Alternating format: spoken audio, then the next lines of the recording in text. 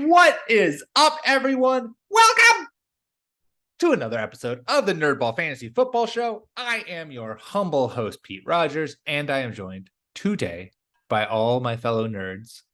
We have resident old man Clark Barnes and working girl Jordan Smith. Guys, how are we doing today? Doing great, Pete. Good. I will say that there was a hot second there where I completely forgot what Clark's intro title is, and it's because I have done zero prep for this show. I had our nanny cut her lip this morning and thus had to go to the doctor's office, and so I was on single dad duty with the twinnos all day, and I am drinking this beer out of victory and am exhausted. Well, making their help cut themselves was a bold choice, but But that's why I didn't wear a hat. Just so you bring it back. Resident old man Clark Barnes. There you go. And it came back. It came back going. Yeah. Came back immediately as soon as all I had to look at was Clark's glistening scalp. And I was like, I remember. I know I'm definitely feeling like the odd man out. Maybe I need to shave my head to join this now that is a requirement for the show. Just go with the bald mustache look. Is that a good look? I tell you what, it is much more easy to manage a shaved head in terms of, grooming and whatnot. I don't have to go to a barber shop every couple weeks, but the downside is during the summer, you have to remember to suntan lotion that head. Like, you need to put sunblock on it. Otherwise... That's a very good call. Something I would completely forget to do. I will say I have shaved my head before, and I do know that I have a bunch of moles on my head, and so it is not the best look. But who knows? Maybe it'll bring it back. You're just really shooting for that 4% chance that someone might think you're not bald. So that's not a question for you, Pete. I would rock that glorious head of hair for as long as Jesus lets you. And hopefully Jesus will let me rock this hair for a long time. But, who knows what Jesus has planned for any of us. All right, let's talk football. As always, we are going to start with our loves and hates for the weeks. And then we're just going to go jump right into top 10. And Clark's got a nice little top 10 surprise planned for us. But let us start off first. Let's start positive. Let's talk our love of the week. Jordan, why don't you start us off? That would be impossible for me to do because I did not do that. I did the latter part. I'm very well prepared for that, but I didn't know the hate has pulsated through you. But the guys I loved this week are the same ones I loved last week. So there you go. Nothing has really changed all that much for me in terms, other than a few people going down for injury that might have cleared the way for some other folks. For example, or like Antonio Gibson going down. We might talk about him a little bit later, but yeah, otherwise it's pretty much still neutral territory for me. Sounds good. Yeah. I don't want to mutiny, Pete, but oh no, I can make something up if you would like, or we can Clark. go to ADP chat. Oh God, as always, I am overthrown by my own bald compadres. What I love this week is that we are another week closer to week one. Mm-hmm. How's that? Look at that. Jordan thinking on his feet. Well, I'll give my love this week since after bragging about how I was ill prepared for this show, I am the one who is prepared for this show. I have been loving, this is purely selfish, but I have been loving the Dameon Pierce emergence and everyone being like, oh, this rookie running back drafted to a bad team that had a really questionable backfield to begin with is like a clear fantasy pick. Loving this because I drafted him in one of my dynasty leagues, and it is always a good feeling when you're he's not a risk, I would say, when you're doing a rookie dynasty draft. Like I just said, he was a rookie running back in a very favorable situation, but it's very nice to see when your picks pay off. I always enjoy that feeling. It's a good feeling. I agree. More to come on Mr. Pierce later in the show, perhaps. Jesus galore. Well, if no one else has a Boris Grishkov hate of the week, then I will also quickly put in a word. I am sure I'm about to maybe anger some in the fantasy Twitter community, but I'm getting a little tired of these fantasy Twitter threads that all just have the same people over and over and over again. Have you guys noticed this? There's like certain accounts who are like, I'm going to have 100 Twitter threads before the season starts. It's like, great. Fully appreciate that. Like, good for you. You're getting content out there. I'm more than supportive of that. But like when all of these threads are basically you just like repeating the same 10 players that you like in different ways, are you really doing 100 threads? Do I really need to see Bryce Hall? These is like you're going to be on every single list. I don't know. Being an old bitter man. Get him, Pete. If I you just read draft, the heck out of people. So and it's not because I'm mad at you. It's just it's like whenever I read something from you, it irritates me. So I'm just gonna mute you. Yeah. And I'm not mad. if you draft Jonathan Taylor, Justin Jefferson, Jamar Chase, Travis Kelsey, you will win your league. Draft these 5 players and you will win. Travis Kelsey. 1 of 23. Yeah. It's just, I appreciate, I enjoy a good fantasy thread. I have written many good fantasy threads. They're a very useful tool. They're a very useful tool. Clark perfectly predicted Cordell Patterson was going to be the running back in Atlanta through a fantasy thread. And it had my gifts. only fantasy thread ever. And you're just retiring on a high note. I mean, there's really... we won the 12 and under Clear Lake Youth Basketball League end of year tournament, and then I retired. And that was it. The pinnacle. Those are the Twitter threads I love, though. The ones who are like, here's a specific player, and I'm going to give you a couple reasons why they're going to break out. Not here's 7 players, and I'm going to give you a sentence on why I like them this year. Because that's not very good analysis. It's just kind of picking one stat that favors what you're trying to portray rather than building a complex argument throughout the thread. Yeah. Or go ahead. Or deploying funny memes, even if your argument's not good, Or at least make it entertaining. Everyone likes memes. Make me want to scroll through and see what kind of memes you've utilized for it. But yeah, it's just, you know who you are out there who are doing this. I'm making enemies. I feel like we were so young in the fantasy community that the way for us to get notoriety and popularity is to kind of be like the bad boys on the block and come in and just start throwing elbows and pissing people off. Well, co-founder Clark Barnes is on board with the strategy. We have to just share our fantasy opinions, and that will immediately vitriol. So I have job's already done.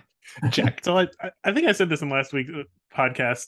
I heard Sigmund Bloom say in his show, whether so-and-so breaks out and has this gigantic year or is just an abject failure, we'll be able to look back and say like, we had all the data. We should have known that.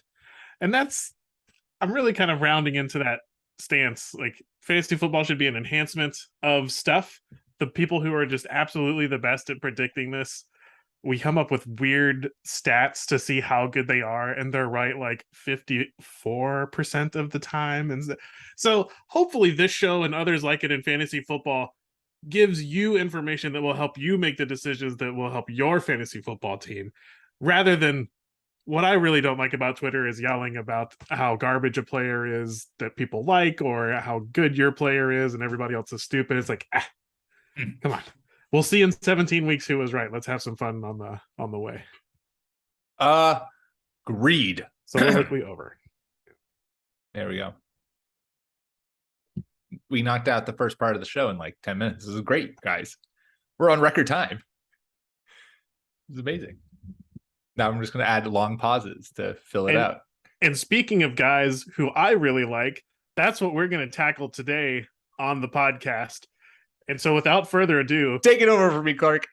I'm going to start at the latest and we're going to work our ways to the top.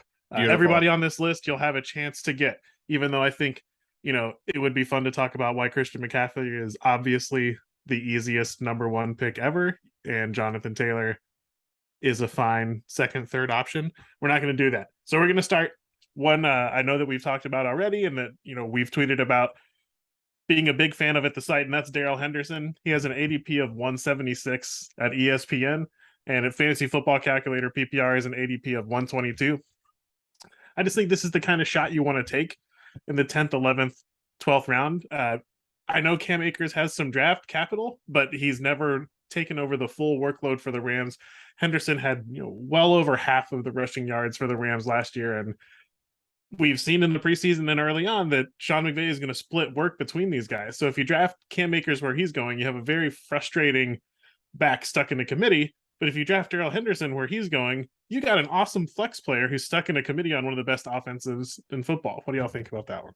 I love Darrell Henderson. And we tweeted this out from the NerdBall account because our own Nick Bottaford, got his name right, was talking about it. And so we tweeted out some stats. Darrell Henderson finished a top 24 back in both our neck consistency rating and also per equalized fantasy points per game rating among running backs. So he was an RB2 in both of those stats. Cam Akers, not. And to your point, Clark, about like investing in Cam Akers. So if you invest, and this is a lot of things I saw, I think JJ Zachariason had this argument about Dameon Harris and Ramondre Stevenson, where it's like, if you're going to pick a murky backfield, pick the guy who has the higher upside. And if that higher upside also comes with a lower ADP, like that's the clear and obvious pick.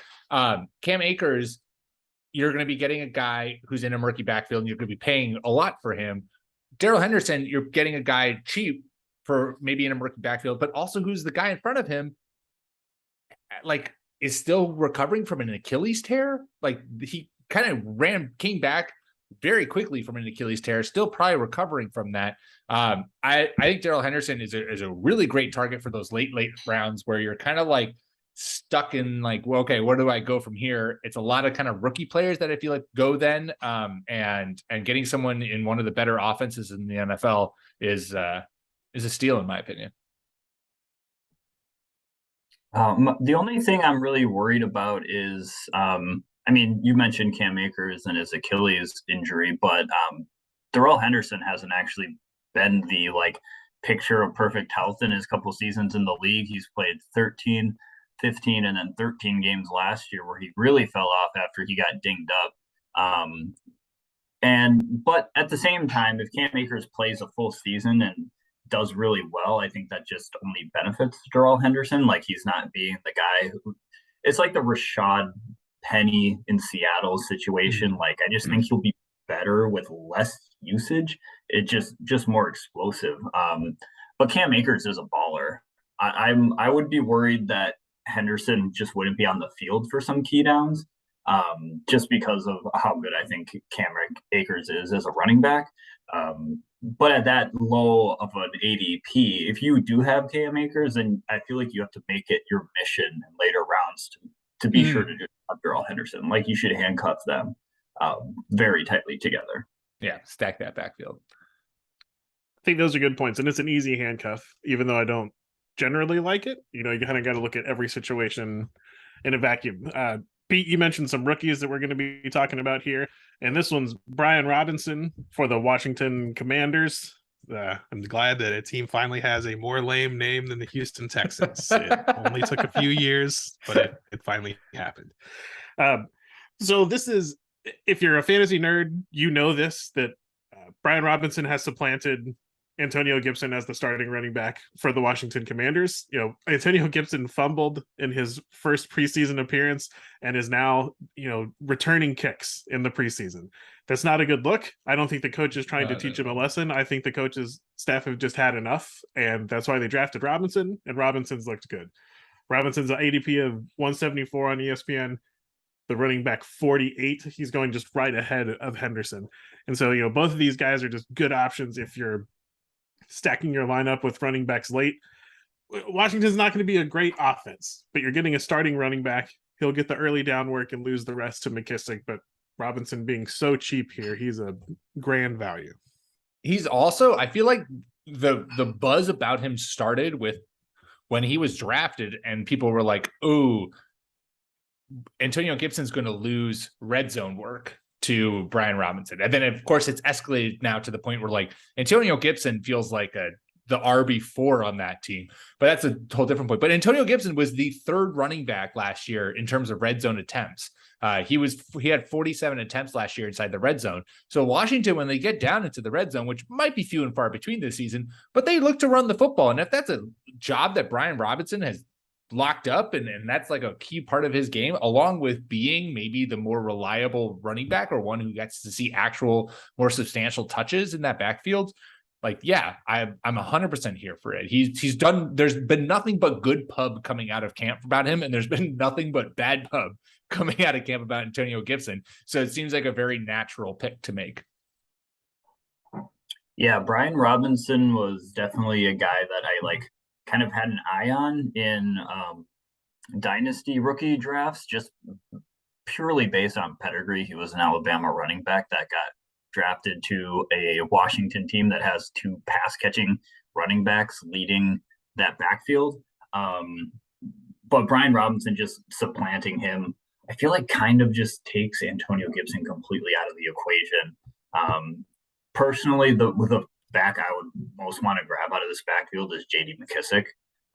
Just because I feel like he's going to eat, especially if Brian Robinson, like, I don't know, he's a rookie. Sometimes rookies struggle, and that's not a bad thing. But some games he just might, and that's when they are probably going to turn to McKissic as a backfield option.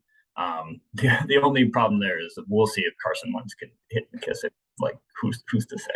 Yeah. Quickly on McKissic, he was the RB26 last year in PPR points per game, RB1 in per ranking, and RB6 in neck ranking. So like his last year fantasy numbers were his points per game were, on fringe RB2, and his advanced stats that we track were elite. And so like yes, I agree with you, Jordan, too, where he's another guy who I'm like very intrigued by this year. I'm not sure if his ADP is higher than the other two either, so that might not even be that spicy to take. Sure. Yeah. I don't know McKissick's ADP off the top of my head. I'm avoiding him. I think a lot of the production that we saw from McKissic last year was playing with Popcat arm quarterback who loves to throw to the running back, and Carson Wentz has really struggled to do that. Fair. Having said that, Jordan, you're onto it. Even in the preseason, it has been third down, and JD McKissic has run into the game every time. They seem to be very set on, no matter the situation, JD McKissic plays on third down. I don't know why you would do that. I was watching the preseason game. I think it was like 3rd and 1 or something, and you see McKissic trot in there, and it's like, that seems overcommitting to that. But whatever. These ADPs should catch up, and we're going to talk about another. You should write a thread about that, about JD McKissick's third down usage. Well, we'll take it under advisement. I love Washington so much. I just don't know. You gotta watch. Anyway. I mean, when you can watch tape of the Washington Commanders preseason games. Well, preseason's good. Anyway, all right. But Dameon Pierce is the next fellow. There's the hot take. It is good. Okay. I mean, we got to see Malik Willis play like 2 full games. Very true. I'm very excited about Malik Willis long term, not this year, but 100% sold. Yeah. Okay. Anyway, continue. Dameon Pierce, onto something more depression. The Houston Texans backfield was just so bad that when we saw them take Dameon Pierce, even those who really struggled to do basic math thought like, well, there's a good chance that this rookie might play because it's Marlon Mack and Rex Burkhead in front of him. And lo and behold, as Dameon Pierce had one chance to show the world what he could do, the whole world can now see, well, he is a better running back than Marlon Mack and Rex Burkhead are, at least right now. Unfortunately, he's going to play for the Texans. They're going to be bad. They're not going to score a lot of points, but Dameon Pierce is the RB39 with an ADP of 130. All of the guys that I've listed, and the next guy I'm going to talk about, I'll just do it briefly, is Rashad Penny. All these guys are outside of the top 120. And so I think that they're worth 8th, 9th, 10th round picks, and they're going for 12th, 11th, 13th round picks-ish. These are all guys where we're not very excited about the situation, but they appear to be the only one in town, the next 3. And then Rashad Penny is RB 35 at an ADP of 115. I can't believe I'm saying this, but Do it. you should draft Rashad Penny. He's very cheap. And yeah, the Seahawks are going to be terrible, but he's at least going to be a starting running back. All of these starters are just going way too late. We talked ourselves into Rashad Penny last week or 2 episodes ago, and Clark is still on the bandwagon. He hasn't gotten off. It's impossible. I think that the theme with these 4 starts so far, these your 10 through 7 draft day targets, is they're all excellent. I don't want to use the term 0 RB because I don't think anyone should go 0 RB, but like if you want to snag an elite running back and then just like stockpile on tight end, wide receivers, these are all really great guys who have the potential to be solid RB2s this year, and you're getting them at a massive discount. And so those are, the great targets and guys who I would love to go for. Dameon Pierce, again, I have him in my dynasty league, and you better believe I'm going to be spending a late round pick on him in my redraft leagues. Do we have any? I'm sure we have some listener lands, but do we have any New Girl fans amongst us, Pete? Yeah, damn right I am. So I was just thinking about Dameon Pierce and his situation with Houston, and I think Dameon Pierce is the situation I think of is the wedding that Jess is at with all of her friends, and she's trying to get the one of the grooms, the best man, dance and hook up, what have you. Oh yes. Winston provides the advice. He's like, you gotta Joe Biden him. You just gotta be there. He gets a drink, be there. He dances, be there. He talks to his friends, be there. Damian Harris just happens to be there for the Houston Texans. He's the RB1 because there's just pure opportunity there. They drafted Kenyon Green to shore up the offensive line. They have Pep Hamilton working with Davis Mills, which is something that I just really enjoy. And there's just not a lot of competition for touches on the offense writ large, like Brandon Cooks and Nico Collins, maybe Brevin Jordan. And like, I don't know. The exciting thing about that too is like, I feel like the offense should just be better, and there's no way it can be worse than last year. They're not the worst team in the league, and that's something. Fantasy doesn't have to be all players from the best team. Sometimes you just need a guy picking up points in garbage time, the witching hour, as it were. I agree. I mean, Clark, you are famously thinking that the Seahawks are going to struggle to win 2 games, and yet you don't think that Texans are the worst. You think the Texans are the worst team in the league. I actually immediately thought and thank you to the New York Jets. They're already off to a great start with Zach Wilson missing it. Zach, I'm not trying to be mean, but Zach Wilson getting hurt is excellent news for New York Jets fantasy pieces. We saw QB White come in last year, and that's when we got to see what all these superstars on the Jets could look like when they had just sort of competent quarterback play going on. I hope Zach Wilson's able to put it together, man, but he's not good. He's very bad. And many people called this, and it's just exactly what people called. You see other quarterbacks come into the preseason and they look fucking great because they're replacing Zach Wilson. That's why I'm down on all the Jets. It's not because I don't think they're good. It's because their quarterback is he the worst starter in the league? Do you think? Who's a worse starting quarterback than Zach Wilson? Whoever's starting for Seattle. I mean, Gino or Luck. Drew Lock is definitely worse than Zach Wilson. But Gino, it's a conversation. It is. Maybe. Is that your bottom 4? Is Houston, Seattle, the Jets, and it's got to be Chicago, right? That's got to be on the. Chicago feels like they don't belong. They feel a little bit better. I'm excited about. Well, it's because they actually have a quarterback that's you're excited about, or they have a playmaker on that offense, and their defense isn't terrible. Yeah, but I fear for Justin Fields. Justin Fields everything is gearing up for him to be one of those sad stories of all this potential that's then thwarted because the team just fails to put a good squad around him, and he's just perpetually being harassed and their own football thrive might hurt him. So there's a lot to worry about. There's a lot there. I don't think I can argue against that 4. I can't think of anyone else that really I mean, even the Lions feel like they're better. Of course. Especially since we're all binging Hard Knocks and we're just completely drinking the Dan Campbell syrup. The blood, double venti Dan Campbell iced coffee every day before 9 a.m. Nothing made me feel like more than a hipster of seeing that drink and being like, what a wuss. First of all, quad 16-ounce Americano, tiniest bit of cream. That's my order. Like, I'm putting these. There's a place called the Coffee Barn right by our house. There's drive-through coffee places in every parking lot in the Pacific Northwest. Yes. I'm putting these kids through college. So I heard that drink and I'm just like, why is everyone so surprised? A double shot America. This is nothing, guys. Oh, man. Even though Dan Campbell could look at me and probably make my heart stop. Like, he is a large human, but that's not like a really impressive Have the Jaguars made it out of your bottom 5, Clark? Oh no, the Jaguars are definitely wow.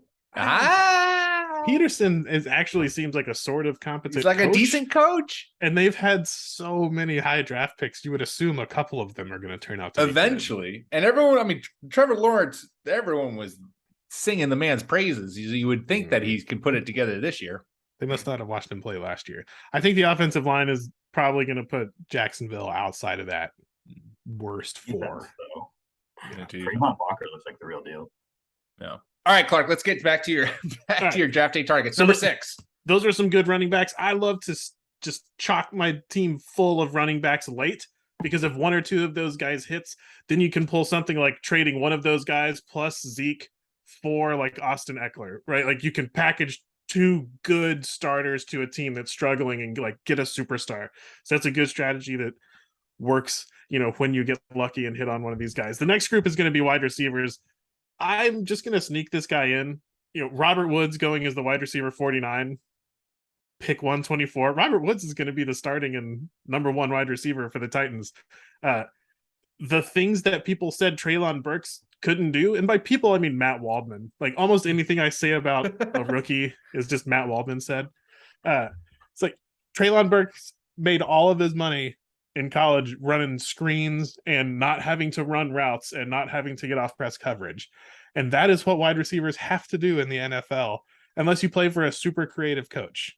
Well, that's not what exists in Tennessee. And so far, all of the things people have said in Tennessee is like, guy doesn't look like he knows how to play yet. So Robert Woods, unbelievable value. He's going to be a super boring wide receiver too, that you can just start every week. Probably get like 7, 8, 9 touchdowns. It's going to be great. But anyway, Allen Robinson is my next wide receiver that I said I was going to talk about. There's kind of 2 camps here. So either you believe that Allen Robinson has forgotten how to play football and that last year was who Allen Robinson is going to be for the rest of his career, or you think Allen Robinson is still pretty good at football and he's going to play football for maybe the most creative offensive coach in the NFL, but definitely one of the most productive systems in the NFL. Talking about Robert Woods. Robert Woods is a superstar in this system for fantasy. Like, him and Cooper Kupp were top 15 wide receivers before Woods got hurt. Robinson's going as the wide receiver 30 with an ADP of 73, and I would take him in the 5th round and feel great about it. Yeah. The Allen Robinson thing, I just don't know where to fall on him right now. I know Nick is super high on him. He just posted his most recent rankings, and I'm bringing them up right now. And he has Allen Robinson, I think, as a wide receiver 1. Allen Robinson, yeah, he has ranked as wide receiver 12. And I mean, good reason. Allen Robinson, I tweeted this out 2 years last year. But in the last 3 years, Allen Robinson is 1, 2, 3, 4, 5th in the NFL in red zone targets among wide receivers. So like, he is a beast in the red zone. We've seen it before. And I agree with you, Clark. I don't think Allen Robinson has forgot how to play football. I think you have to get excited about the fact that he's playing with the best quarterback he's ever played with in the best offense he's ever played in. And maybe I am just like blinding myself to thinking that this offense is just a one receiver offense. And that's not true, because Robert Woods also ate in this offense when he was healthy, and finished as an elite wide receiver 1 in fantasy multiple years in a row in LA. So yeah, what would you say his ADP was, Clark? Allen Robinson? He's number 73 overall, the wide receiver 30 Wide receiver 30? on Oh, ESPN. oh, yeah. Okay. Forget any kind of worry that I had is out the window now. If I can get Allen Robinson as my wide receiver, going as the wide receiver 30, please and thank you. I'll draft him as my wide receiver 2 and never look back. Yeah, I'm trying to grab Allen Robinson in every redraft league I can possibly do. All the energy that I didn't have for Julio Jones signing with the Titans and now signing with the Buccaneers, I'm spending on Allen Robinson signing with the Rams because I think this is actually a great match. And reports out of camp are all like, hey, if Matthew Stafford's arm holds up, this guy's going to be pretty good. Like they have a pretty good connection already. And the only thing I'm like, fingers crossed, maybe that they just don't sign Odell. Like let him go somewhere else. Hopefully they feel like they have all that they need. But I don't know. Last I heard from McVay is that he's still like apparently trying to keep Odell around the LA area. The Patriots, Tyquan Thornton just got, he's out for 8 weeks. Kendrick Bourne's getting into fights and they're basically trying to trade him.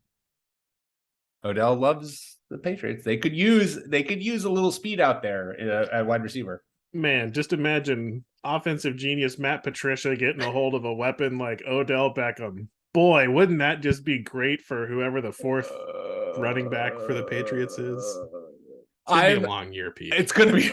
I was just about to say the same thing. I really hope that like after week 1, when the Patriots offense puts up like 3 points and their defense holds whoever they play week 1 to 10 points, like the defense plays well and the offense can't muster a single drive, that Belichick's like, all right, cool, fuck this. I'm taking over. Can Mac Jones overpower star head coach Matt Patricia and be like, look, this isn't working. I know this is my second year dumb in the league, offense. you don't know what you're doing. So we're not going to do that anymore. Oh boy.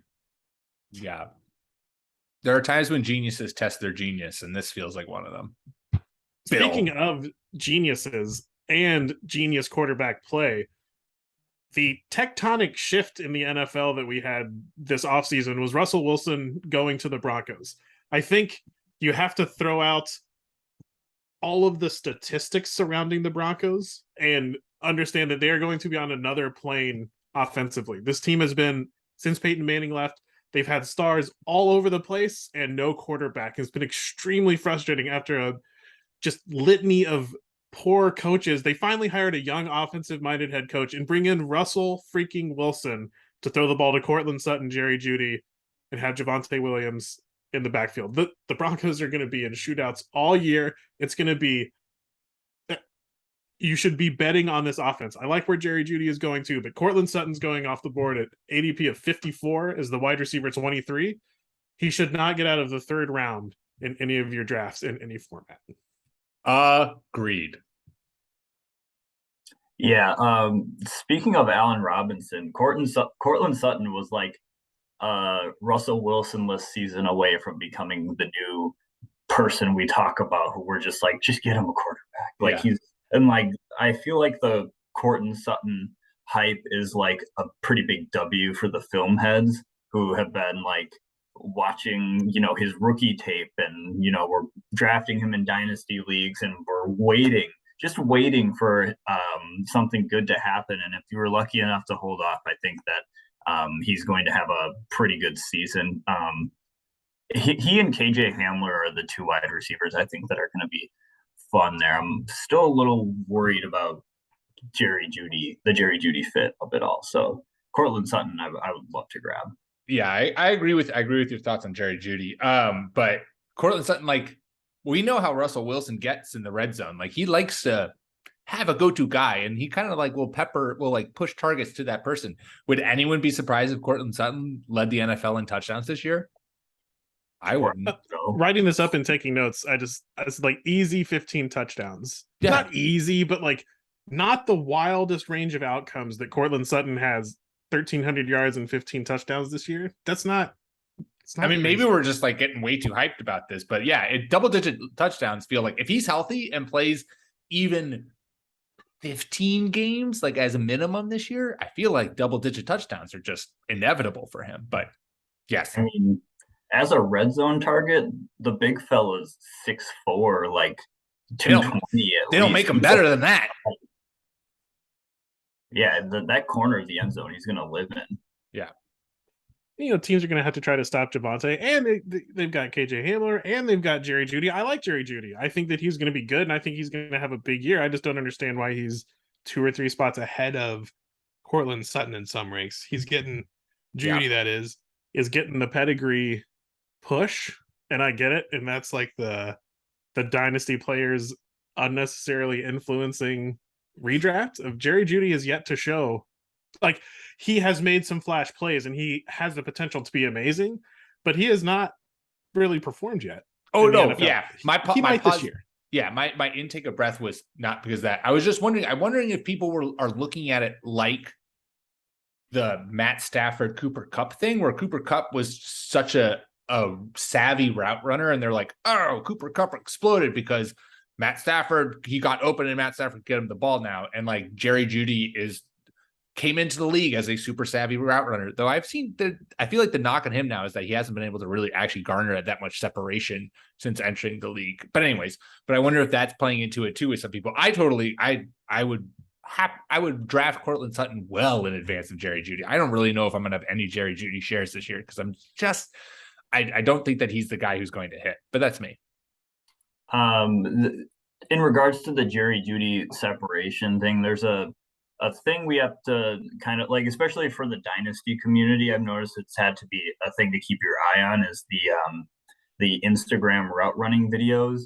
I'm trying to find a good comparison, but the thought from like some more seasoned experts than me is that Jerry Jeudy oftentimes he has like a few too many steps in some of his routes. Like he's doing just a little bit too much and trying to be a little bit too tactile with it when he just needs to be a little bit more fluid.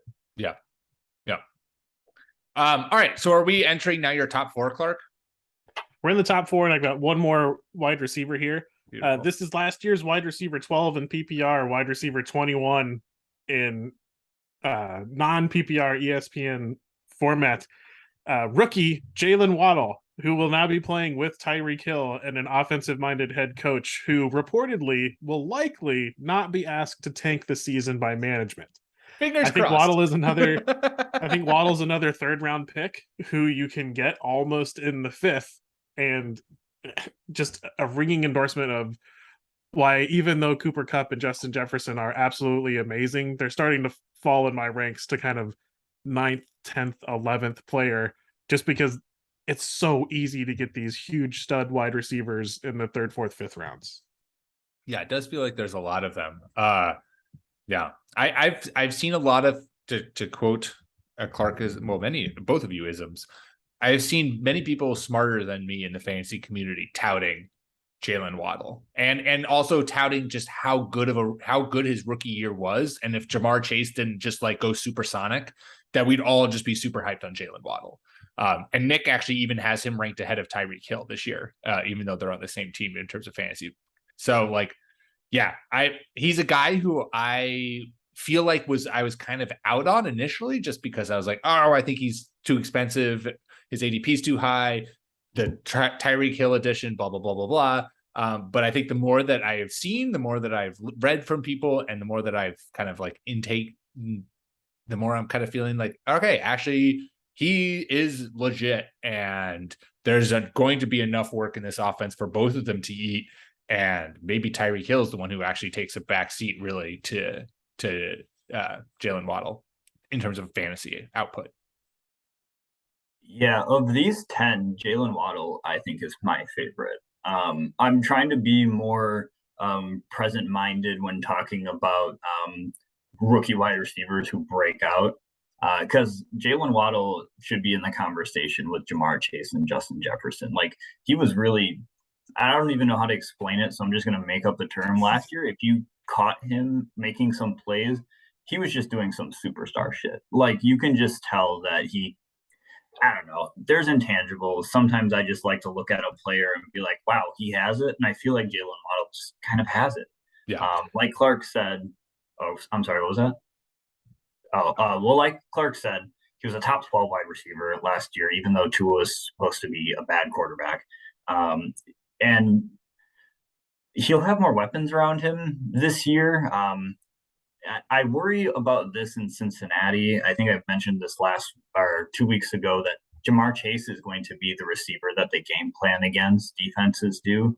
But Jaylen Waddle just got a person on the opposite side of the field or in the slot, wherever they put Tyreek Hill, who's going to be the guy that other defenses focus on and are like, hey, we have to make sure this guy doesn't just destroy us, it'll just give Jaylen Waddle more room to operate. He'll see a lot more of other teams' cornerback twos, which is great for him. So loving Jaylen Waddle this year. Yeah, I'm becoming more and more sold on him by the second. Do we believe in Tua on this podcast? I believe, but I don't want to speak for everyone. I mean, he's the most accurate quarterback in the NFL, according to Tyreek Hill. I believe in Tua on. I'm part of the hype. And have y'all been catching Mike McDaniel being a human being on Twitter? I saw you tweet that, Clark. Clark has ditched his Texans fandom to become a new Dolphins fan. Anyone who he coaches. So I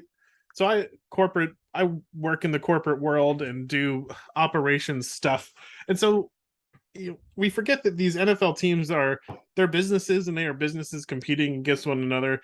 They have young men out there that are really doing the producing, and yelling is a management style that a lot of people seem to employ. But if you were to yell at your employees, like some of these football coaches yell at these young men who are not teenagers, they are men who you could probably have a conversation with.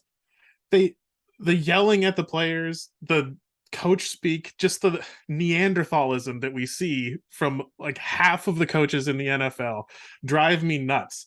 Mike McDaniel, just a breath of fresh air. Looks like when he's asked a question, he takes a moment to think about it and then tries to give you a real answer. And just the clip you shared was like are you breaking any news or anything? He's like, well, are you supposed to? I had lunch. That was cool. Wife went to the store, big snack guy, so that's good. Clark's got it memorized. Oh, see, it's stuff like that like not every just good coordinator can suddenly become a really good head coach, because you got to be able to connect with your players on a certain level.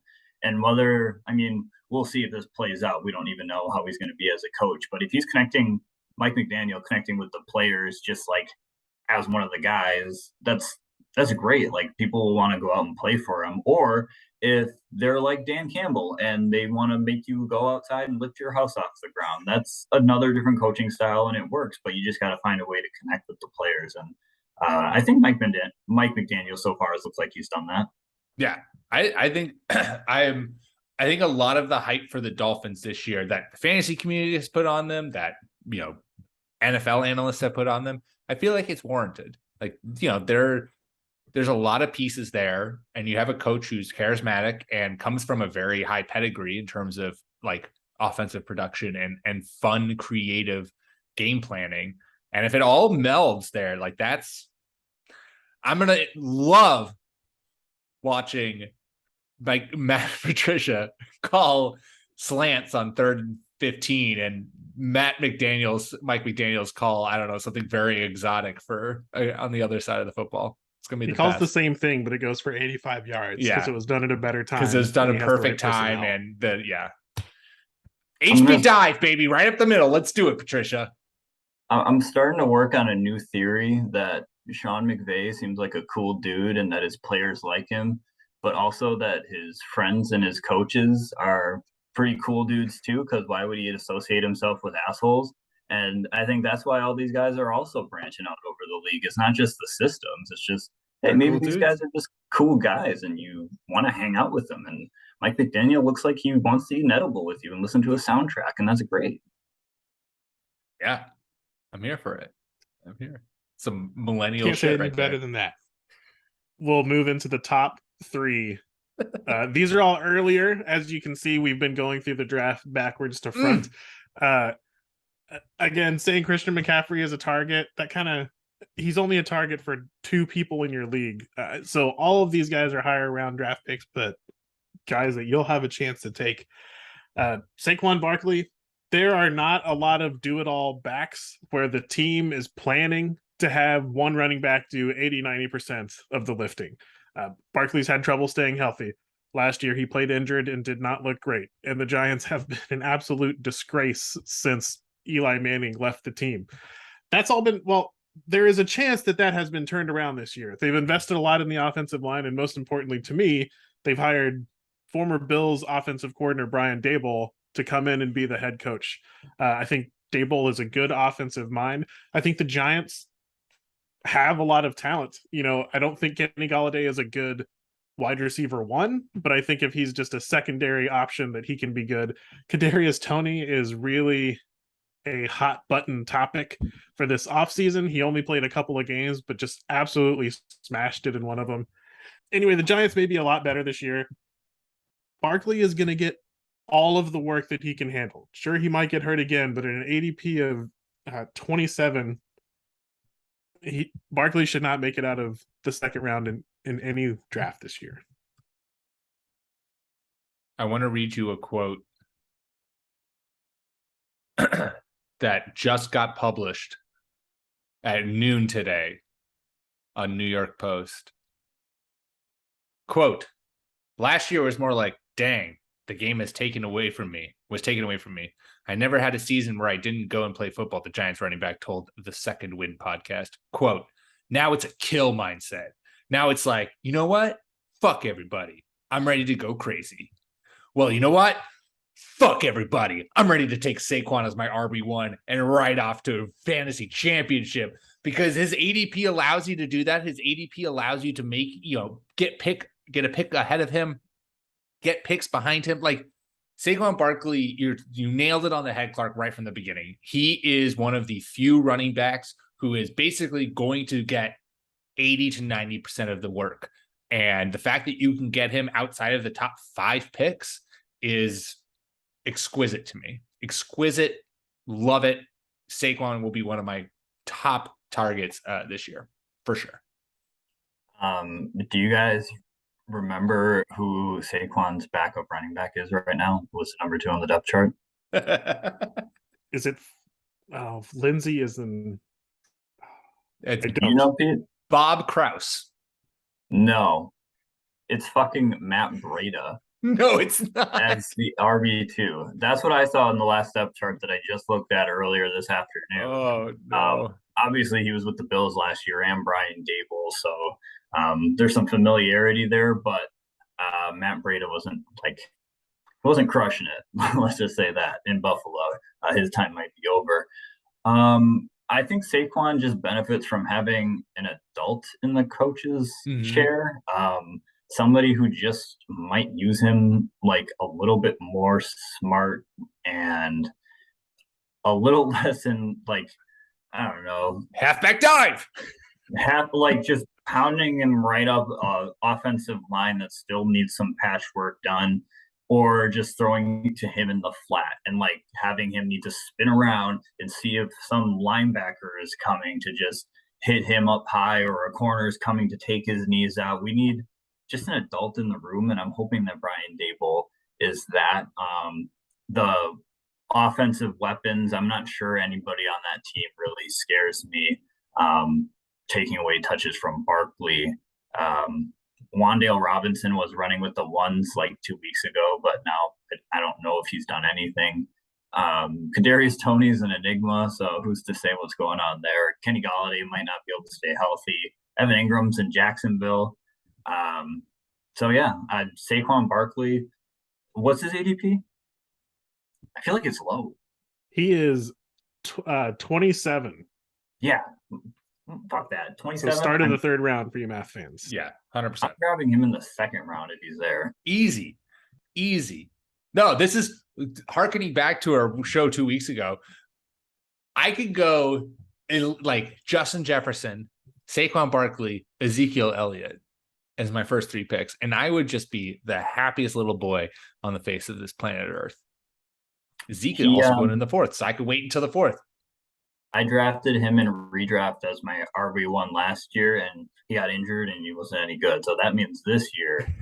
This is the year. And I'm not missing out on the train. his injury, not quite the David Johnson. It was his elbow, but it was just like it was an ankle sprain. That was a complete fluke. I've seen many doctors on Twitter tell me that Saquon Barkley is not injury prone and that you should ignore previous injuries with him. So here's to you, internet doctors. Wrap us up. The strong reverse curse from Jordan. That's always an extra good push for fantasy. Speaking of Mr. Jordan Smith, Aaron Jones is my next running back that I would take. He has an ADP at 24.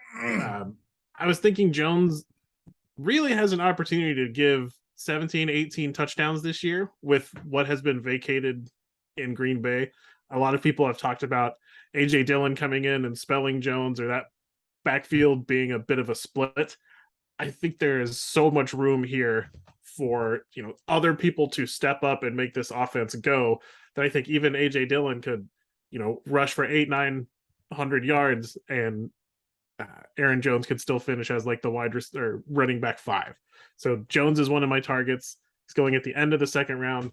I think anywhere about pick 12, 15, 16 is where I'd be happy to walk away with Jones. Yes. Aaron Jones, actually both of these, Saquon Barkley and Aaron Jones are both the two guys to me, both two running backs to me that are outside of, I don't know, the top 5 or top 7 on per ADP, who I feel very like, where I'm just like, if they finish the RB1, I would not be surprised. Aaron Jones is my RB3 this year because he's just stepping into, it's not just the ground game that's going to be so effective for him. It's going to be the fact that there's this huge vacated target share that is a wide open opportunity. He was 4th last year among running backs in red zone targets, and that is surely going to increase without Devontae Adams there, because Devontae Adams was number 2 in the whole NFL in red zone targets, only behind Stephon Diggs. So that's a lot of vacated targets to go into. And it's just like, yeah, Aaron Jones, I am fully on board with. I think that his ceiling is the RB1 and his floor is where you're drafting him. So unless he gets injured, obviously. Yeah, this is definitely going to be a team that is going to run a lot of like 22 and 12 personnel. They're just going to have their bigs on the field. Like that's all I can relate it to is like a basketball team. Is they're gonna put their big wide receivers out on the end. They're going to put all these tight ends that they've been stockpiling. We got my guy Mercedes Lewis, who's just ready to peel off the corner and lay somebody out. Love that guy, big dog.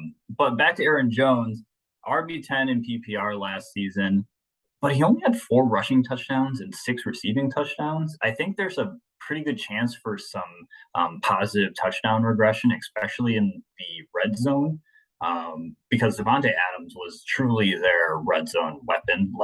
It was almost automatic with Rodgers and Devontae Adams when they were in the red zone. You might know this play a little better than me, Jordan, but so many times they would put Adams in motion, and as soon as he cleared the tackle, Rodgers would snap it, and Adams would just keep going towards the corner of the end zone. It seemed like they threw that touchdown play like 7 or 8 times. Because it was unstoppable. Because you'd have the corner trailing, and then you would just basically just like toss it. Rodgers would catch it and basically just like blind throw it to Adams, and Adams 6'3" just like falls into the end zone. Like it's. And I think perfect. Jones has the skill set to take over. Yeah. I mean, not all of that. Devontae Adams is bigger, faster, but like that's the thing that Aaron Jones can do on the goal line with A.J. Dillon along in the backfield with him. That's going to put defenses in a tough spot. Yeah. We saw Matt LaFleur. I can't remember if it was earlier this week or last week. He's like, A.J. Dillon and Aaron Jones are like 1A, 1B running backs. And I feel like I thought it was going to be more last year, but it'll probably be this year. And that I thought this grouping here is probably the closest to like the Nick Chubb, Kareem Hunt duo in terms of like fantasy. Like they're both going to have enough to eat and to it just really depends on what ADP you prefer, what you value. If you're in redraft leagues with me, Aaron Jones is probably a first rounder just by virtue of all my Wisconsin friends. But if you're in a league with predominantly, I don't know, Vikings fans, perhaps maybe they let him fall. So who's to say? Yeah, well, it's also type of league you play in. Aaron Jones in a PPR league, he should be going as a first round pick. Yeah. If you're in a standard league, I can see AJ Dillon being a more favorable target there, just in the same way that Nick Chubb and Kareem Hunt tend to break down. That's a more relatable way to put it. My Midwest bias up here. I don't play fantasy football up here. Who's your number one, Clark? Number one draft day target in all of fantasy football for the 2022 season. Selling it. So I think that I think I have my ranks this way. This is about my 7th or 8th ranked player, regardless of formats. It's Travis Kelce.